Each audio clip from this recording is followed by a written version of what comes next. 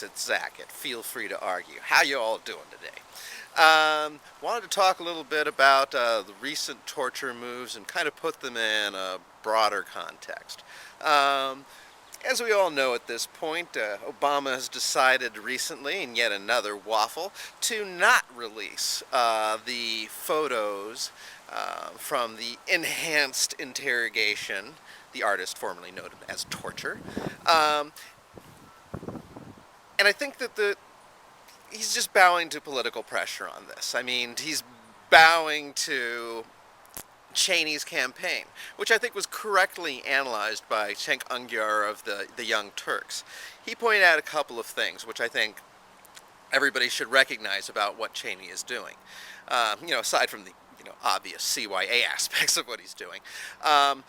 First of all, he pointed out that this whole kind of feel weird calling it a charm offensive from Cheney, but that's definitely what he's trying to do. Is the first thing he's doing is he's moving the ball, moving the goalposts, and we need to watch the ball here because he's trying to change what we're talking about in relation to torture, because he's talking about the success of torture. Of course, he's counting on the fact that Obama's not going to release the information that's going to prove that the torture didn't really have any successes. He's counting on that being too embarrassing, too toxic. I think he's playing it wisely because I think Obama is afraid of the fallout from this. But he doesn't recognize what the real fallout is. We'll get to that later, though. But the second thing that he pointed out, and the reason why Cheney kind of went on this offensive, not for the memos, but for the pictures, is that the Republican Party has really been aware of the fact, especially since Reagan, that pictures trump words every single time. There's this wonderful story I remember from, I can't remember who it was now. I think it was Leslie Stahl. But she had done a report, and it was at the height of Reagan's popularity, and it was a fairly critical report. And they were worried, actually, that they had gone too far, especially, considering, how popular Reagan was at the time. But they decided, well, it's an important story, we're going to go ahead and run it, and, consequences be damned. And to her great surprise, she got a call from one of Reagan's handlers saying, "Oh, we saw your report. That was awesome.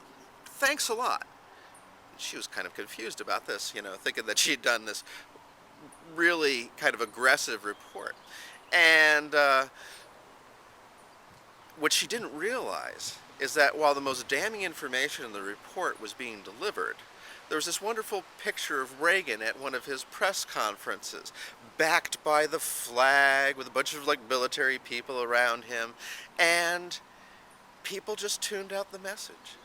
And the people handling Reagan knew that was what was going to happen, because in the interests of being fair to Reagan, in the interests of not wanting to appear too harsh, they had made the fatal error of having the imagery of the story work against the content of the story. So that's a great illustration of how important the pictures are. Now, the other thing that's important about these pictures, some of them are like the Abu Ghraib pictures in terms of pictures of servicemen grinning over piles of naked people. A lot of the same kind of humiliation type stuff. But more significantly, a decent number of the pictures are also evidentiary pictures of autopsies and other stuff that were being compiled for possible criminal prosecutions of people who were later dropped. So this is really powerful, compelling stuff. And the reason why I think Cheney has been out there trying to stop these pictures is because he realizes that this is probably more than anything else, more than any kind of, dry document, which may be much more damning, but it won't put the fire in the belly of the American people to pursue this and allow for things like a truth commission, or better yet, investigation, prosecution for like war crimes or just flat out crimes against the U.S. Constitution.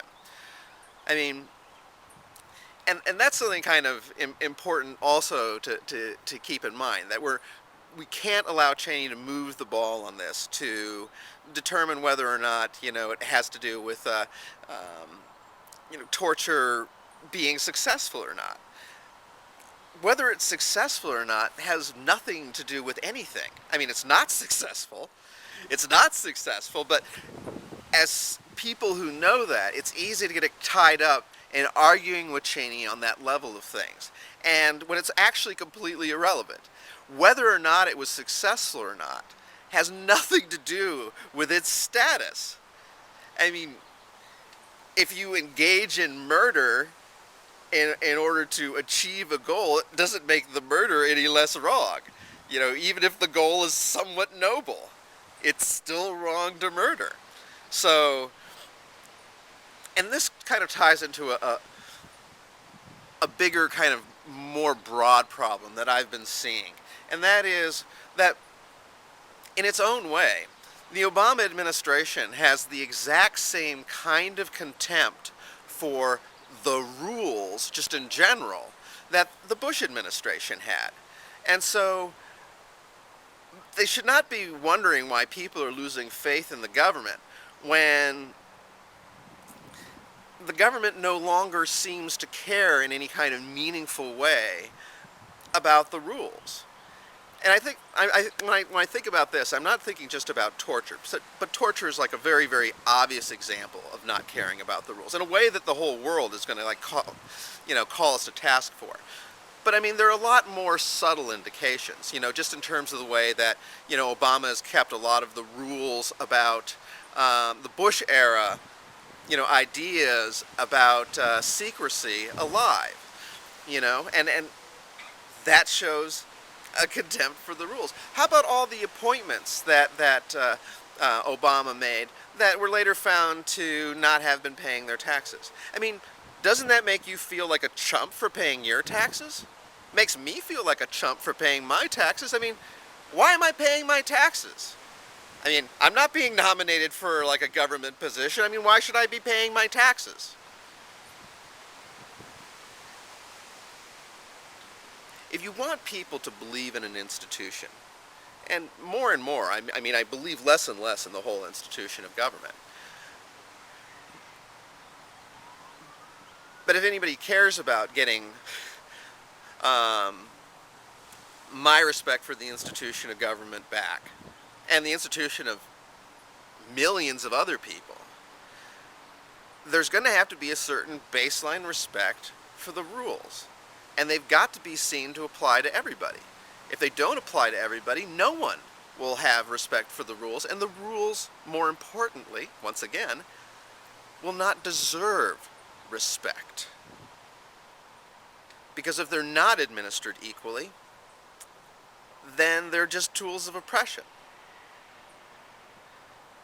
They're a standard that applies only to people who aren't wealthy or powerful enough to get out of them. And if that becomes the common perception, then honestly, we're living in anarchy already. And not the good kind, where people are self-determined, but just a system where nobody has any kind of faith in anything. And that's what we're evolving toward. And we need to put on the brakes and say, either we're going to have no rules, or the rules are applied equally across the board. But you can always feel free to argue. This has been Zach Elliott. Have a good day, everybody.